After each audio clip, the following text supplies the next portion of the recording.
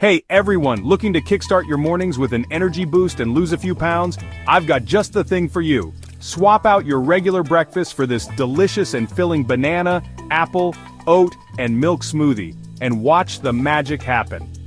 First, let's talk about what you'll need. 1 sliced banana, it's packed with energy and keeps you full. Next, grab a green apple and slice it up.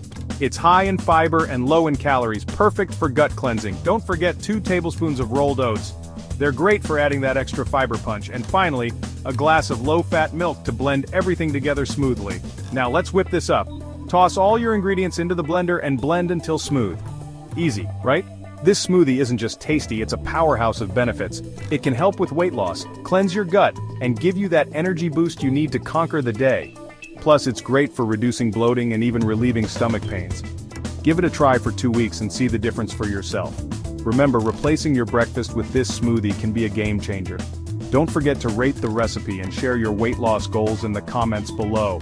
Hit that subscribe button and watch the full video for more awesome tips. Thanks for watching, and here's to a healthier you.